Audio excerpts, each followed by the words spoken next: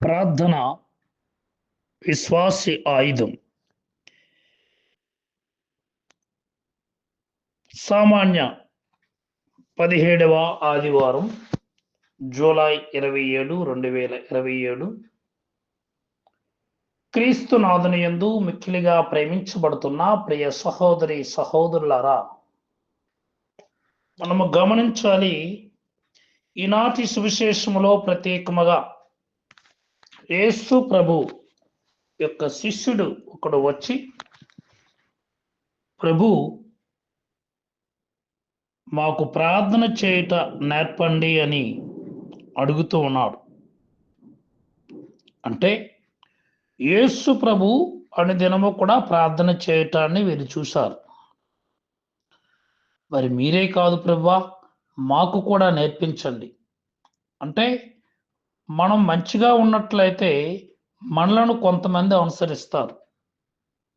ఈ మధ్యన మనం చాలాసార్లు ఇప్పుడున్నటువంటి ట్రెండ్ ఏంటంటే, ఆ సినిమా హీరోలను పట్టుకొని, వాళ్ళు నిజమైన హీరోలు కాదు కదా, సినిమాలోనే యాక్షన్ చేస్తున్నారు, వారిని పట్టుకొని వారి వలె ఉండాలని, వారు ఏం మాట్లాడితే అది మాట్లాడాలని, వారు ఎలా చేస్తే ఫైట్ చేస్తే అలా చేయాలని భ్రమలో పడి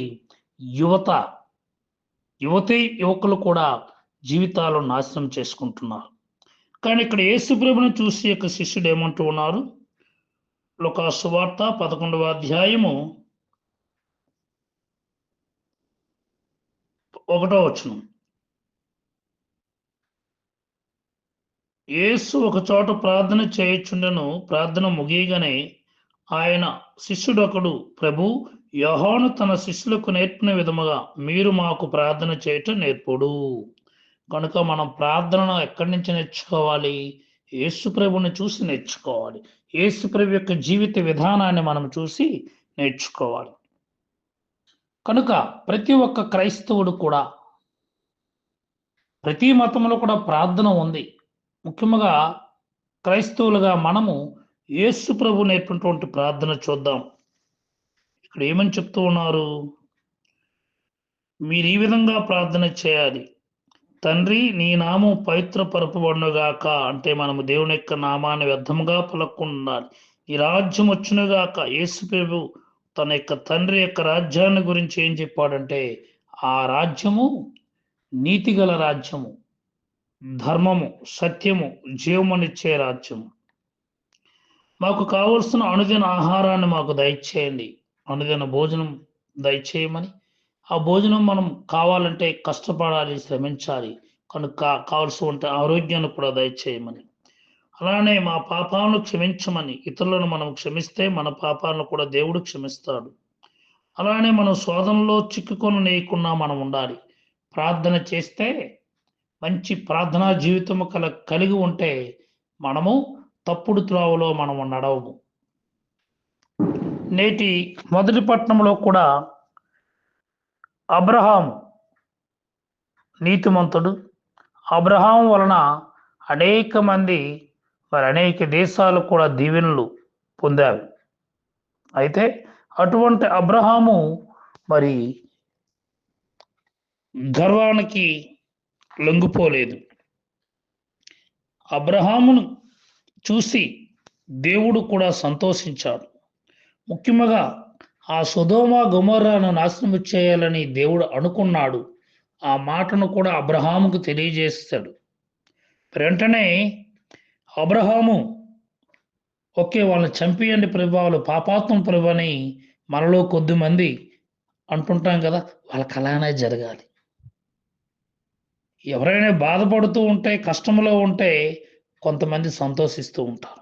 కానీ అబ్రహాం విషయాన్ని చూస్తే, అబ్రహాము దేవుని దగ్గర విధేయతతో, మంచి ప్రవక్తనతో అడుగుతున్నాడు, ప్రభువా, మరి మీరు ధర్మాత్ములు కదా, వారందరినీ కూడా చంపివేస్తారా? అందులో ఒక 50 మంది మంచివారు ఉన్నా మరి ఆ మంచి చెడ్డవారితో పాటుగా మంచివారిని కూడా చంపేస్తారంటే, లేదు లేదు, 50 మంది మంచివారు ఉంటే నేను ఆ యొక్క పట్టణాలను నాశనము చెయ్యను అన్నారు. ప్రభువా, మరి 50 మంది కన్నా తక్కువ ఉన్నట్లయితే 45, 40 ఇలా విన్న ప్రార్థన చేశాడు. 30, 20 చివరికి 10 మంది తాము కోపపడకుండా ఇంకొకసారి మాత్రం మాట్లాడేదను, ఒకవేళ అక్కడ 10 మంచివారు మాత్రమే ఉందరేమో అని అడిగాను. దానికి దేవుడేమన్నారు? 10 మంచివారు ఉన్నాను చాలు, దాన్ని నాశనము చేయను. మనుషుల ప్రార్థన విన్న గొప్ప దేవుడు మన యేసు దేవుడు. మరి మనము ఎంతవరకు ఇతరులు మనకు ప్రాధేయపడేటప్పుడు మనం ఆలోచించి వారి యొక్క మనవను ఆలకిస్తున్నాం. అదే నేటి 2వ పట్టణంలో కూడా మనందరము కూడా మరణించాము పాపానికి. కానీ క్రీస్తు ప్రభు ఎప్పుడైతే జ్ఞానస్నానం పొందాడో, ఎప్పుడైతే మరణాన్ని పొందాడో, మనందరము కూడా మరలా యేసు ప్రభుకి తండ్రి దేవుడు ఏ విధముగానైతే ఉత్థాన భాగ్యం ఇచ్చాడో, అలానే మనలను కూడా దేవుడు పాపములన్నింటి నుంచి కూడా క్షమించాడు. కానీ దేవుడు ఇప్పుడు మీకు క్రీస్తుతో పాటు ప్రాణమునిచ్చెను. దేవుడు మన పాపములన్నింటినీ క్షమించెను. కనుక ప్రియ క్రైస్తవ సహోదరి సహోదరుడా, ఈ వాక్యాన్ని ఆలకిస్తున్న నీవు నేను కూడా ప్రత్యేకముగా మనము దేవునికి వ్యతిరేకంగా చేసిన పాపములన్నింటినీ కూడా తండ్రి దేవుడు తన యొక్క కుమారుని పంపించి తన కుమారుని మరణం పాలు చేసి మనలను వెరనిచ్చుకొనెను. కనుక మనము ప్రార్థనాపరులుగా ఉండాలి, క్రీస్తుని పోలి జీవించాలి. అలానే ఆ యొక్క పరిసయుడు శంకరుని చూస్తే ఆ పరిసయుడు దేవుని ముందే గొప్పలు చెప్పుకున్నాడు. కానీ అబ్రహాము చూస్తే దేవుని ముందు వినయాన్ని ప్రదర్శించి మరి విన్నప ప్రార్థన చేసి, ప్రభువా వారిని క్షమించండి, అందులో మంచివారు కూడా ఉన్నారు, వారిని రక్షించండి అని వేడుకున్నాడు.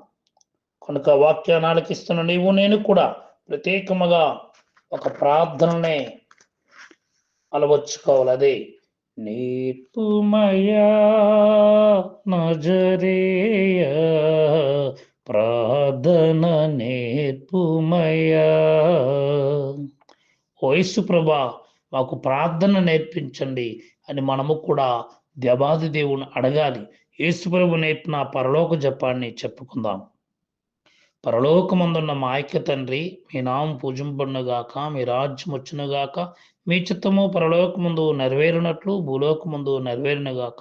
నానాటికి కావలసిన మా అన్నము మాకు నేటికి ఇవ్వండి. మా యొద్ద అప్పున్న వారిని మేము మన్నించినట్లు మా అప్పులను మీరు మన్నించండి. మమ్మ శోధన యందు ప్రవేశింపున ఒక క్రీడలను మమ్మ రక్షించండి. ఆమెన్. ప్రభువు మీతో నందురుగాక, మీ ఆత్మతో నందురుగాక. సర్వశక్తి గల సర్వేశ్వరుడు పితా పుత్ర పరిశుద్ధాత్మ దేవుడు మనల్ని దీవించి ప్రత్యేకముగా ఆశీర్వదించి కాచి కాపాడుదురుగాక. Amen. May God bless you all.